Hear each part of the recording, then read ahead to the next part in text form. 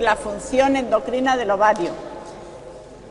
Igual que habíamos visto en la clase anterior la función endocrina del testículo, vamos a ver que el ovario pertenece al aparato reproductor femenino.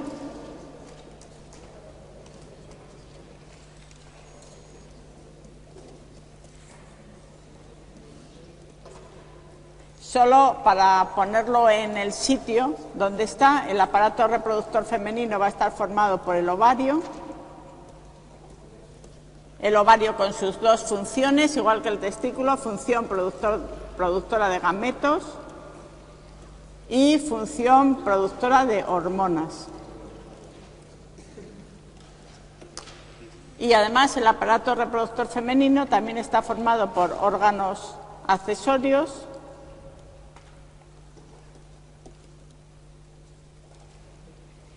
el útero,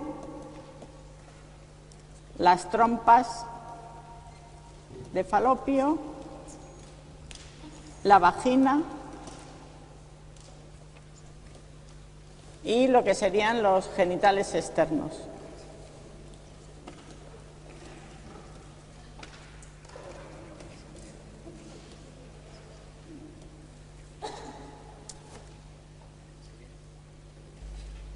En comparación con lo que habíamos visto del testículo, el ovario es un órgano que es interno, está dentro del abdomen, no se continúa de forma directa, sino que se continúa pero con un espacio entre lo que es la trompa, el útero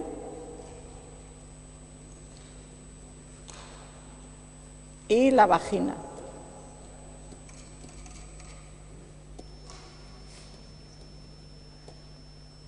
Es decir, que los gametos que se producen, el óvulo, tiene que pasar a la trompa, desde el interior de la trompa va a pasar al útero y el contenido puede pasar otra vez al espacio exterior a través de la vagina. Diferencia con respecto al testículo, que el testículo estaba unido de forma constante con el exterior, es decir, no había ninguna interrupción entre lo que es el testículo y lo que era el conducto deferente, que se continuaba directamente hacia la uretra. En este caso, entre el ovario y la trompa hay un espacio, de manera que si la trompa no se adapta perfectamente al ovario, que es el caso general, si no se adapta de forma perfecta, el óvulo puede caer a la cavidad abdominal.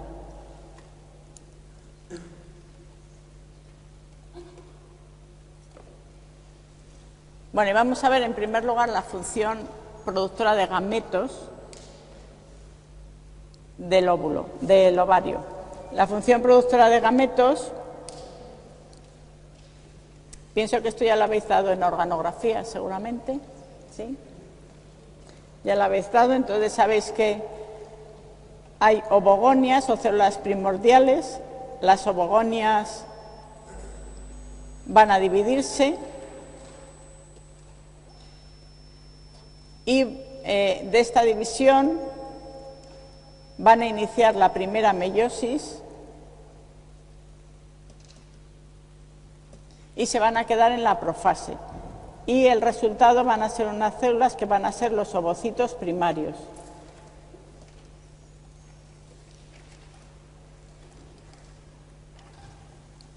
Los ovocitos primarios se van a quedar en la primera profase de la meiosis y después de la pubertad, o sea, es decir, vamos a nacer con ovocitos primarios. Después de la pubertad, los ovocitos primarios van a estar dentro de un folículo. Bueno, vamos a ver luego que los ovocitos van a pertenecer a un conjunto de células que van a ser los folículos. Y un poquito antes de la ovulación, el ovocito va a acabar la primera meiosis. La primera meiosis acabaría y tendríamos un ovocito que llamaríamos ovocito secundario.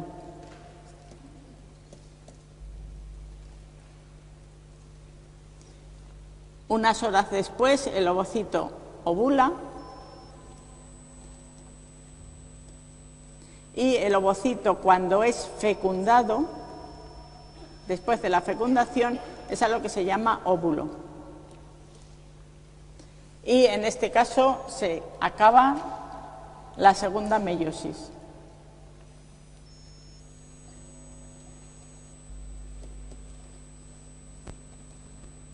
Una diferencia importante con respecto a los gametos del testículo. Recordáis que en la espermatogénesis la meiosis se producía dentro del testículo y se producía dentro de las células de Sertoli, de manera que los espermatocitos secundarios eran ya células que tenían un número impar de cromosomas. Y por lo tanto, recordáis que las células de Sertoli necesitaban entre ellas unas uniones estrechas que produjeran lo que era la barrera hematotesticular. Estas uniones estrechas de la barrera hematotesticular se debía a que los gametos del testículo eran gametos diferentes del resto de las células del organismo. En el caso del ovario esto no hace falta. No hace falta porque los ovocitos primarios, que son los que van a estar dentro del ovario, son ovocitos con número par de cromosomas, es decir, no son células diferentes a las del resto del organismo. Por lo tanto, no vamos a tener esas uniones estrechas ni una barrera dentro. Sin embargo, sí que va a ser muy parecido al testículo en cuanto que las células, los gametos van a estar rodeadas de células de la matriz. El ovocito va a estar rodeado de células y estas células que rodean al ovocito más el ovocito es lo que se va a llamar folículo.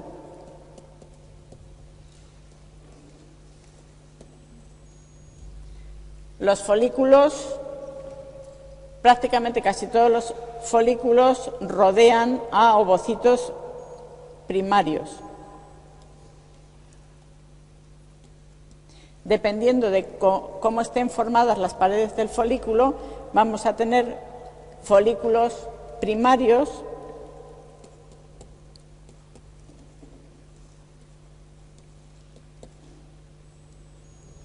con una capa pequeña de células alrededor del ovocito,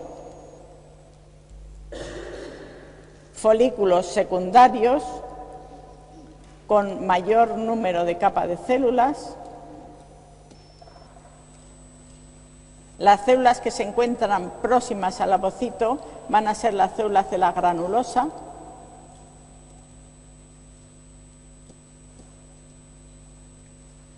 Y las células de la granulosa, según aumenta el tamaño del ovocito, este sería un ovocito secundario, van a aumentar el número de capas de la granulosa y por fuera de la granulosa hay otras células que rodean a la granulosa, diferentes, que son las células de la teca.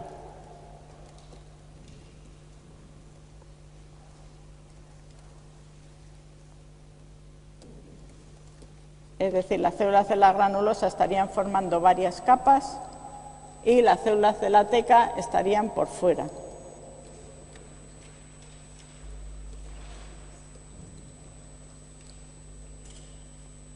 Una vez que se agranda todavía más el folículo, dentro de las capas de la célula de la granulosa empieza a haber un espacio líquido que es el antro.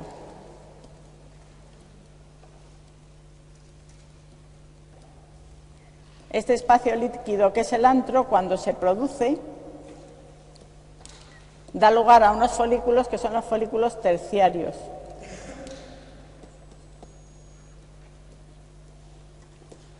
Es decir, los folículos terciarios también son folículos antrales. ¿Coincide esto con lo que os han dicho en organografía? Pues claro, las clasificaciones pueden ser un poco diferentes dependiendo. ¿Es eso?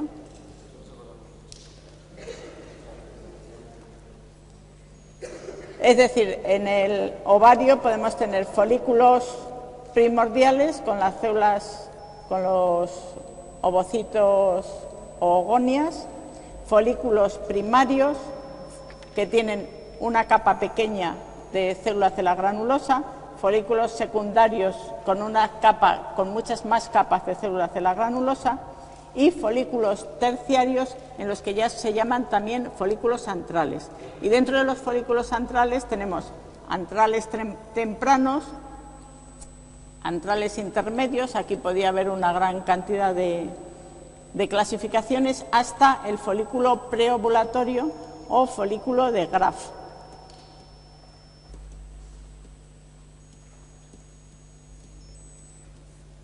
El folículo de Graf ya tiene un antro enorme y el ovocito está unido al resto de las células de la granulosa por un conjunto de células que lo unen al resto de la capa de la granulosa, y el ovocito está rodeado por células de la granulosa que forman lo que se llama el cúmulo. Bien, lo que es importante de todo esto desde el punto de vista hormonal es que los folículos primarios y secundarios, es decir, en los folículos que no tienen antro, este crecimiento no depende de hormonas, sino que depende de factores tróficos que dependen del ovocito o que dependen de la matriz, de las células del espacio extracelular.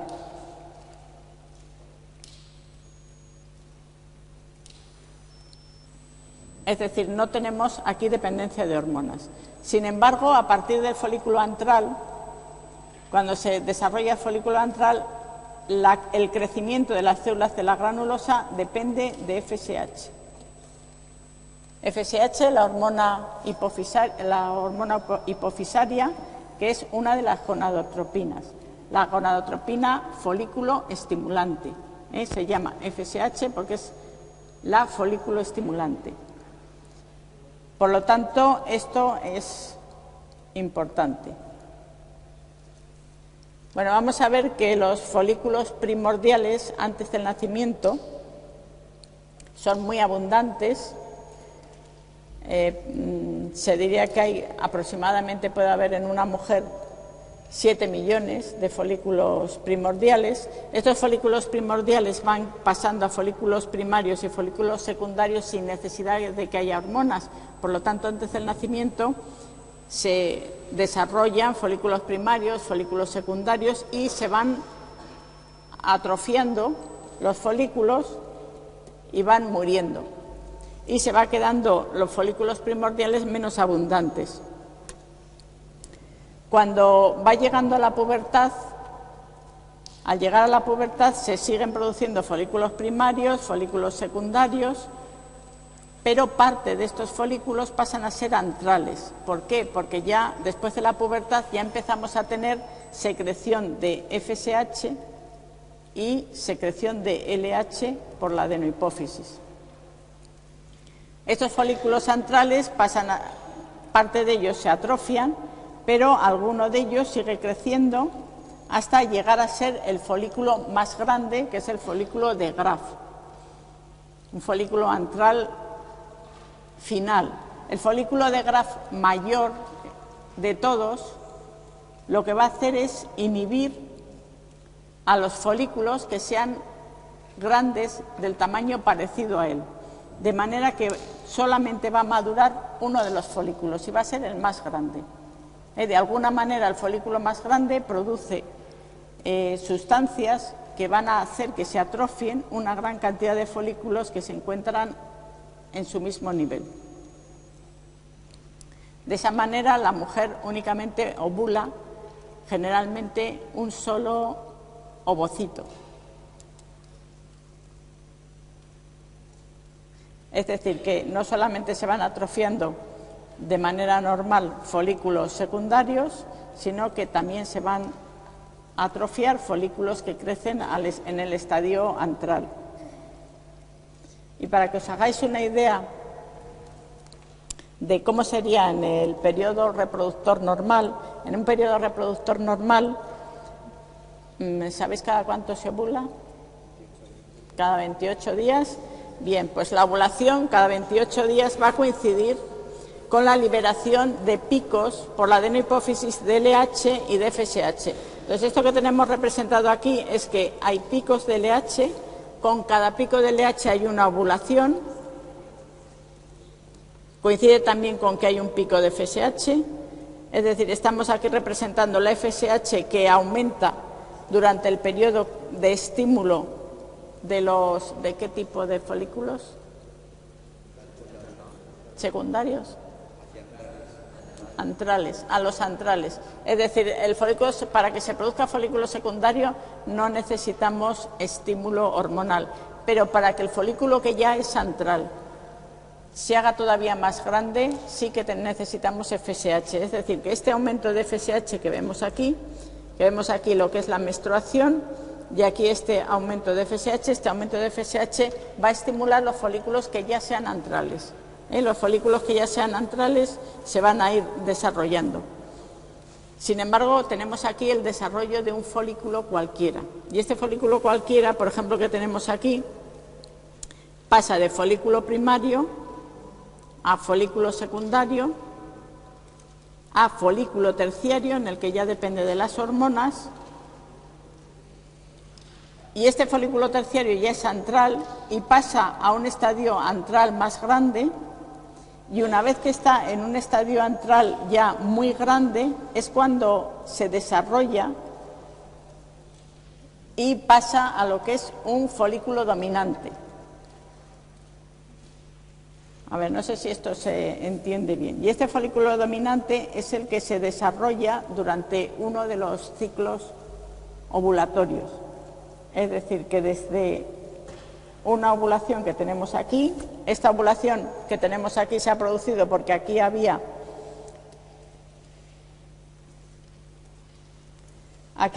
un folículo de Graf que se ha abierto y ha ovulado. Aquí porque otro folículo de Graf diferente se ha abierto y ha ovulado. Y aquí otro folículo de Graf se ha abierto y ha ovulado. Y mientras tanto, mientras se están produciendo estas ovulaciones, hay folículos que van creciendo. Cuando uno de los folículos de Graf llega a este estadio, inhibe a todos los folículos que son antrales grandes. Pero los folículos que no son grandes, como este folículo secundario, siguen creciendo, siguen en su velocidad.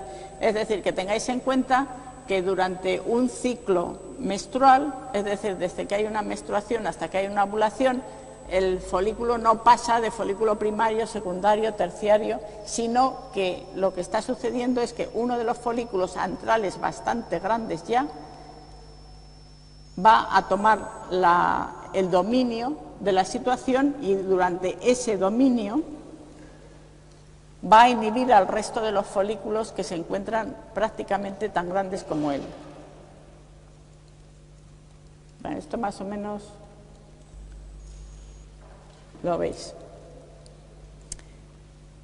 Bueno, el desarrollo del folículo necesita de factores tróficos que van a proceder de las células del estroma y de factores tróficos que van a proceder del ovocito. Y vamos a tener células que van a ser células diferenciadas de la granulosa y células de la teca.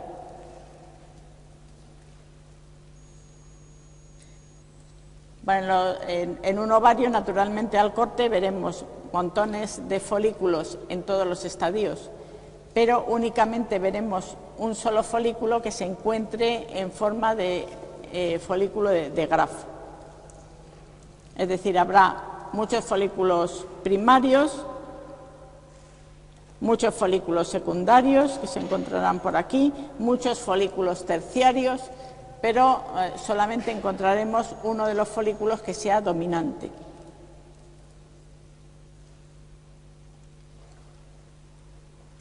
Bien, como os he dicho, las células de la granulosa van a ser las equivalentes a las células de Sertoli del testículo, van a ser lo que diríamos las células nodrizas. Y por lo tanto son similares en cuanto a producción de hormonas, en cierto sentido. Lo único que no van a ser iguales que las de Sertoli es que no tienen uniones estrechas, porque no las necesitan. El ovocito primario es un ovocito que tiene doble número de cromosomas. Sí que tienen uniones comunicantes de tipo gap, de manera que se comunican entre ellas. Las señales son comunicadas entre todas estas células. Las células de la granulosa tienen receptores de FSH y las células de la teca, que se encuentran por fuera de las células de la granulosa, muy parecidas, para que os hagáis una idea, a las células de Leydig del testículo, digamos que son las células que van a tener receptores de LH. Los vasos sanguíneos se van a encontrar por fuera de la teca, por lo tanto a las células de la teca les llega muy bien la vascularización, mientras que a las células de la granulosa no les llega tan bien las sustancias procedentes de la sangre. Esto va a hacer que las células de la teca, que se encuentran más próximas a los vasos, son las que van a tener mejor acceso a las partículas que llevan el colesterol, a las LDLs. Y esto va a ser importante para la producción de hormonas.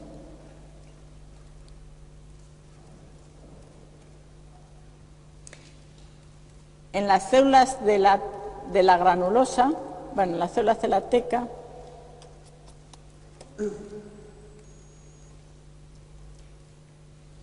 si tenemos aquí la sangre, las células de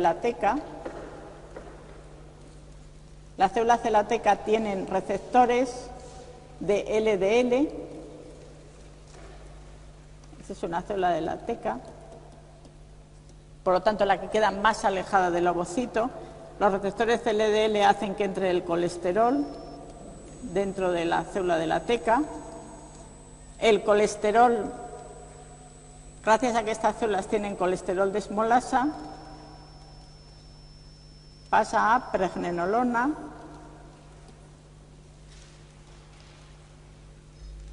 también tienen 3 beta hidroxiesteroide deshidrogenasa y pasan a progesterona, tienen 17 hidroxilasa y la pregnenolona pasa a 17 hidroxipregnenolona y la progesterona a 17 hidroxiprogesterona. Tienen 17 venteliasa y la 17 hidroxipregnenolona pasa de hidroepiandrosterona y la 17 hidroxiprogesterona va a pasar a androstenediona.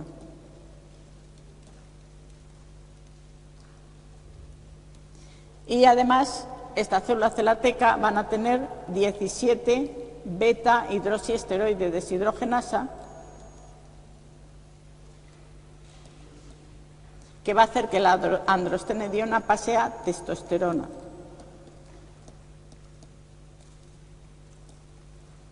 Vale, y este es el esteroide final de las células de la teca. Recordáis que este era el esteroide final también de las células de Leydig. Por lo tanto, células de teca y células de Leydig podéis ver que tienen un parecido. Las células de la granulosa, que son las que se encuentran en contacto con el ovocito, no les llega directamente la sangre y no tienen receptores de LDL, sin embargo captan la testosterona, también captan la androstenediona,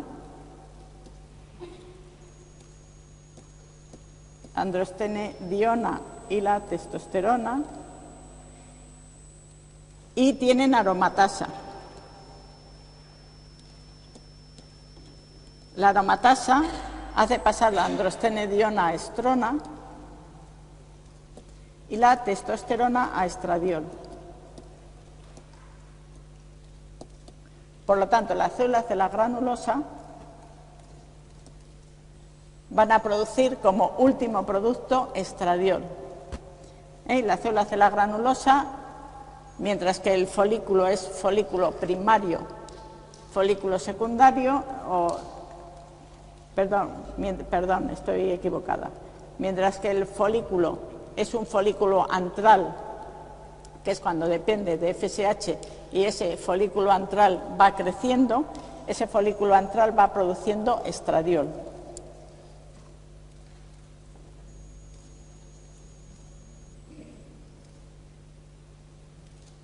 Bueno, esto es lo mismo que os había contado. Célula celateca producen testosterona y las células cela granulosa van a acabar produciendo sobre todo estradiol. Van a depender de FSH la producción de aromatasa por la célula cela granulosa y de la LH van a depender la producción de todas estas hormonas. Esto va a hacer que este folículo antral que se está desarrollando mediante el efecto de la FSH, vamos a ver cómo pintamos si tenemos, vamos a pintar aquí el inicio del desarrollo de un folículo antral. En este inicio del desarrollo de un folículo antral, hasta aquí que sería la ovulación. Aquí tendríamos el folículo de Graf, con un muy grande. Aquí tendríamos unos niveles de FSH que serían relativamente altos y que irían bajando, y unos niveles vamos a poner de estradiol que irían aumentando a medida que va aumentando este folículo terciario o folículo antral hasta la ovulación. ¿Por qué creéis que he pintado la FSH? Esto sería el estradiol. ¿Por qué la FSH es más alta al comienzo y va disminuyendo al final? Porque el estradiol va inhibiendo la secreción de FSH por un mecanismo de retroalimentación negativo. También no es la única hormona que se produce, sino que también se va produciendo por la célula cela granulosa una hormona que es la inhibina B. Y la inhibina B tiene un efecto todavía mucho más potente en la inhibición de la FSH. Bien, y vamos a llegar a un momento en el que está el folículo de Graf. El folículo de Graf es un folículo muy grande que produce una gran cantidad de estradiol, y en este momento del folículo de Graf va a pasar una cosa, y es que se van a formar dentro de la célula cela granulosa receptores de LH. Fijaros que al comienzo las células cela granulosas solamente tienen receptores para FSH. Pero cuando el folículo llega a un estadio final, antral final, el folículo de Graf, empiezan a producirse estos receptores. La producción de estos receptores del LH dentro de la célula granulosa va a hacer que empiecen a formarse receptores de LDL en esta célula.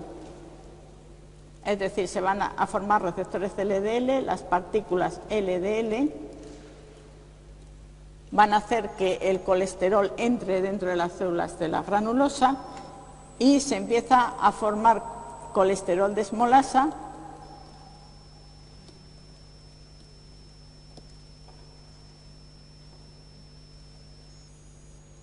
la colesterol desmolasa va a hacer que el colesterol pase a pregnenolona y va a haber 3-beta-hidroxiesteroide deshidrogenasa, que va a hacer que se pase a progesterona. Y esto es todo lo que vamos a tener.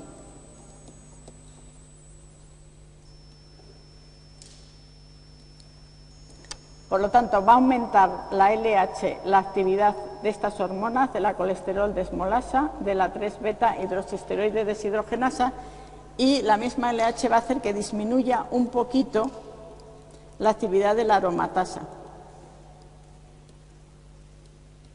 Esto va a hacer que vaya a disminuir también un poco la producción de estradiol. ¿Qué es lo que vamos a tener entonces?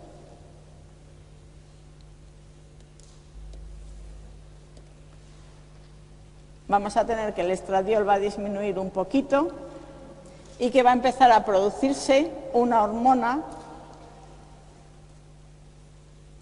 que vamos a ponerla aquí, un poquito de esta hormona, que va a ser la progesterona. Todavía vamos a tener muy poquita de esta hormona, pero esto va a ser la progesterona.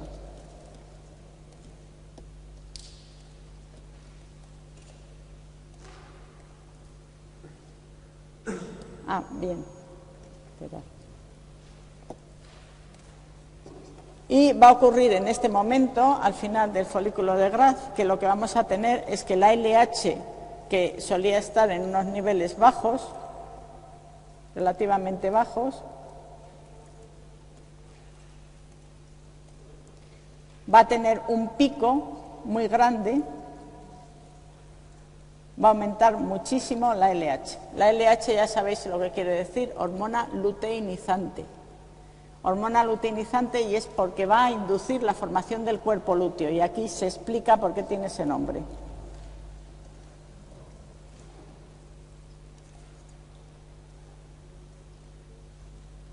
La LH va a hacer que en la superficie del ovario, sabéis que la superficie del ovario tiene esta forma, en la superficie del ovario, en la parte que da el folículo de Graf, si este es el folículo de Graf, con el cúmulo de células de la granulosa que rodean al ovocito, empieza a haber un proceso inflamatorio que va a hacer que se desarrollen enzimas que van a romper la matriz extracelular y van a degradar las células, de manera que este líquido que está aquí a presión va a sobresalir por el ovario, formando lo que se llama estigma. Esto que veis aquí es el estigma, que es una parte adelgazada de la corteza del ovario. Esta parte se adelgaza muchísimo hasta que la presión del antro hace que se rompa. Estos serían los mecanismos de la rotura del folículo de Graf, que no sé si esto lo habéis visto en organografía un poquito, ¿no? También. La LH hace que aumenten los receptores de progesterona y que se activen las ciclooxigenasas. Las ciclooxigenasas dan lugar a la producción de prostaglandinas, y las prostaglandinas van a activar la liberación de enzimas, y la LH va a aumentar la ciclooxigenasa en las células de la granulosa. La ciclooxigenasa va a dar aumento de prostaglandinas, y las prostaglandinas van a hacer que se activen enzimas que van a ir rompiendo la matriz extracelular y van a hacer que se vayan eliminando células de la corteza hasta que se produce una rotura del folículo. Se produce una rotura del folículo y el cúmulo que está alrededor del ovocito va a salir hacia el exterior.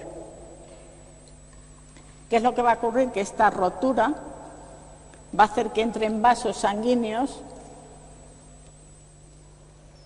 dentro del interior, va a ser como una lesión, y esta lesión va a hacer que se vascularice esta parte interior de las células de la granulosa. Veis que las células de la granulosa se van a mezclar con las células de la teca, y esto es lo que se va a llamar cuerpo lúteo. Cuerpo lúteo. El cuerpo lúteo está formado sobre todo por unas células de la granulosa que son células de la granulosa modificadas. Son células de la granulosa que tienen receptor de LH. Y que como tienen receptor de LH, son células que ahora ya tienen receptores de LDL y tienen los enzimas que os he dicho antes, que van a acabar produciendo progesterona.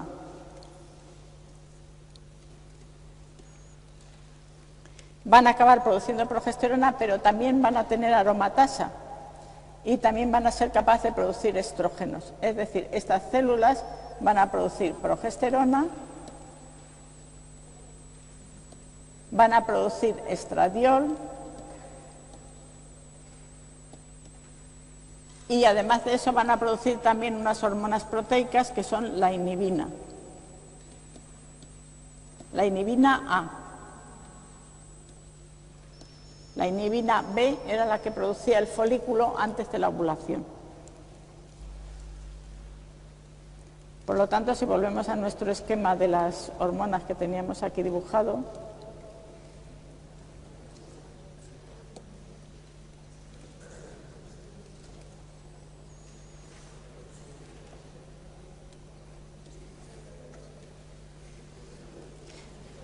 después de la ovulación vamos a tener que, después de esta pequeña bajada de los estrógenos, vuelve otra vez a producirse estrógenos y que la progesterona,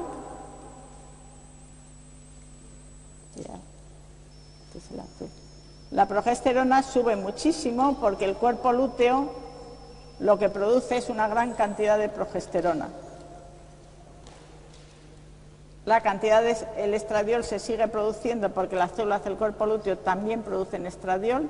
Hay una mezcla de células de la teca que producen los precursores, ya sabéis, la testosterona, y las células estas de la granulosa modificada, que son ya células del cuerpo lúteo, van a producir tanto estradiol como progesterona. El cuerpo lúteo tiene una vida de aproximadamente 14 días, 13-14 días, mientras que el folículo, este folículo terciario único y dominante, suele tener una vida de aproximadamente otros 14 días. Aunque es mucho más variable la vida del folículo. Ven, 14 días y 14 días nos hacen los 28 días. El cuerpo lúteo que tenemos aquí, que nos dura 14 días, si no hay embarazo, el cuerpo lúteo va degradándose hasta que desaparece. Y al desaparecer el cuerpo lúteo, los estrógenos que produce el cuerpo lúteo bajan y la progesterona que produce el cuerpo lúteo también baja. Y esta bajada de hormonas es la que va a producir en el útero la menstruación. Y por lo tanto vamos a tener la menstruación, que es el comienzo del siguiente ciclo menstrual, el inicio de la menstruación. Es decir, aquí este inicio tendríamos la menstruación. Comienzo de la menstruación sería el día 1 hasta el día aproximadamente 28, de forma variable. Y la ovulación estaría en el centro del ciclo. Bueno, el ciclo menstrual, no sé si seguramente lo sabréis, solamente es un ciclo que se da en el primate, es decir, en la mujer y en la mona, nada más. El resto de los mamíferos no tienen ciclo menstrual, tienen ciclo ovulatorio, pero no menstrual, es decir, no tienen menstruación. Han llegado a otras estrategias distintas.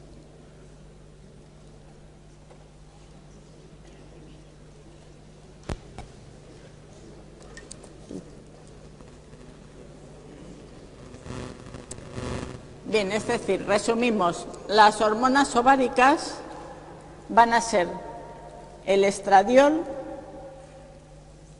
producido por las células de la granulosa, la progesterona, producido por las células del cuerpo lúteo, fundamentalmente. El estradiol también está producido por células del cuerpo lúteo, y las hormonas proteicas, que van a ser la inhibina A, producidas por el folículo, y la inhibina B, producida al revés, por el cuerpo lúteo, y la inhibina B, producida por el folículo. Estradiol y progesterona tienen una vida media corta y van en sangre unidas a las proteínas de transporte de hormonas sexuales, las HBC, proteína transportadora de hormonas sexuales, también va unido a la albúmina y también pueden ir unidas a la transcortina, a la CBG, a la misma proteína que transportaba el cortisol, si recordáis.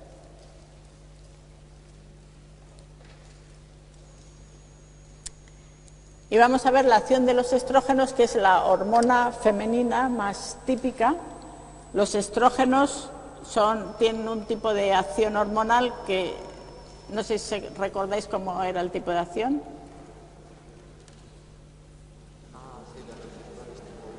Receptores tipo 1, que quiere decir eso, que se encuentran en el citoplasma, unidos a unas proteínas de choque térmico, unas proteínas muy grandes.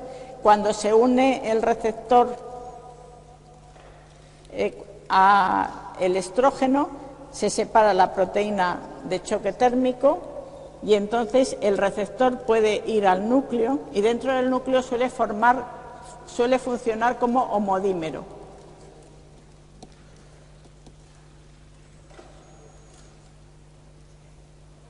Aunque hay una gran variación, cada vez se descubren más cantidad de acciones, pero digamos que de forma genérica podemos decir que lo más habitual de los receptores es funcionar como homodímeros que tienen una zona de unión al DNA específica, que es una zona de unión a estrógenos, y que lo que van a hacer es promocionar una gran cantidad de genes. Hay varios tipos de receptores, pero bueno, no vamos a entrar exactamente en los tipos de receptores de estrógenos. Incluso parece ser que hay receptores de membrana, pero esto también se está viendo para otros tipos de receptores de hormonas esteroides, que muchas veces están reconociendo que hay acciones rápidas de los esteroides que dependen de uniones a receptores de membrana. Por ejemplo, muchas de las acciones que dependen de excitabilidad. Los estrógenos van a tener muchos tipos de efectos. Tienen un efecto sobre proliferación celular, un efecto sobre excitación,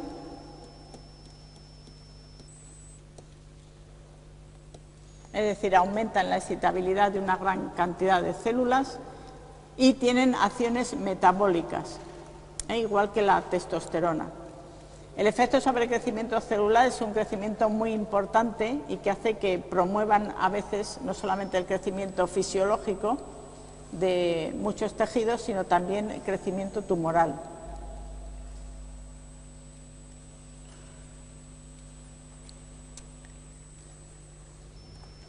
Vamos a ver los efectos sobre proliferación celular. Sobre proliferación celular van a tener lugar, es muy importante durante el desarrollo del sistema nervioso central. No hay fallos de estrógenos congénitos, es decir, no podemos tener ningún caso en el que fallen los niveles de estrógenos al nacimiento, no es compatible con la vida. Los niveles de estrógenos son siempre muy elevados, y son siempre muy elevados porque durante el embarazo hay una producción elevadísima de estrógenos. Estos estrógenos actúan sobre el crecimiento de todas las células y son específicamente importantes sobre el desarrollo del sistema nervioso. Aumentan la producción de prolongaciones de las neuronas. Esto es lo mismo que producían las hormonas tiroideas. En el caso de las hormonas tiroideas hay casos que podemos ver que es posible que se nazca sin hormonas tiroideas. Sin embargo, no es posible nacer sin el efecto de los estrógenos. El efecto de los estrógenos es vital, es muy, muy importante. También son importantes a nivel del crecimiento de las epífisis. Durante la pubertad estimulan este crecimiento y también hacen que lo paren. Es decir, los estrógenos hacen que se cierren las epífisis durante la pubertad. Eso tanto en las mujeres como en los hombres. Y son muy importantes en proliferación celular en en el aparato reproductor. En el útero van a aumentar la proliferación de las células del miometrio, las células musculares, van a aumentar las células del endometrio, es decir, van a preparar el útero para lo que sería la gestación. En la vagina aumentan el espesor del epitelio vaginal y también producen fluidificación del moco. Este efecto de los estrógenos va a ser importante a la hora de hacer citología. En la citología vaginal, el efecto de los estrógenos lo vamos a ver en las células que vayamos viendo del epitelio. El epitelio vaginal es un epitelio estratificado, pero se hace mucho más estratificado, mucho más denso, con muchas más cantidad de células bajo el efecto de los estrógenos. Es decir, que mientras que se va desarrollando el folículo, vamos a tener que va a ir aumentando el número de células y, por lo tanto, el epitelio va a ser mucho más estratificado. Y también tiene un efecto muy importante en el desarrollo de la mama. Por lo tanto, todos estos efectos son efectos de proliferación celular. Alteraciones metabólicas tienen un efecto sobre los adipocitos. Esto hace que los adipocitos vayan a producir más cantidad de leptina y más cantidad de adiponectina. Eso es un efecto beneficioso. Es un efecto beneficioso desde el punto de vista metabólico. Desde el punto de vista metabólico va a ser más benéfico tener estrógenos que tener andrógenos. No sé si os acordáis que los andrógenos disminuían la cantidad, aumentaban la cantidad de LDLs y de VLDLs, las partículas malas, digamos, del colesterol, mientras que disminuían las HDLs. Sin embargo, los estrógenos aumentan las HDLs, que son las partículas que ayudan a la eliminación del colesterol. Es importante que aumentan los factores de la coagulación, por lo tanto, esto quiere decir que uno de los problemas que se puede tener al tomar estrógenos de forma continuada es que hay más propensión a tener aumento de coagulación, aumento de trombosis, si se está bajo el efecto de los estrógenos. Y también aumentan mucho los efectos en la producción de proteínas transportadoras de una gran cantidad de hormonas. Por ejemplo, las proteínas transportadoras de hormonas tiroideas o las proteínas transportadoras de cortisol y de hormonas sexuales. Esto quiere decir que durante el embarazo, que hay un aumento de producción de estrógenos, aumentan mucho casi todas las proteínas transportadoras. Y esto hace que si aumentan las proteínas transportadoras de hormonas tiroideas, aumentan las hormonas tiroideas, aunque no aumentan las hormonas tiroideas libres, sino solo las que están unidas. Igualmente, con la producción de cortisol, también aumentan las proteínas transportadoras de cortisol y también aumenta el cortisol unido, no el cortisol libre. Tienen un efecto anabólico ligero, o sea, mucho menos efecto anabólico que los andrógenos, es decir, aumentan la producción de proteínas, pero menos.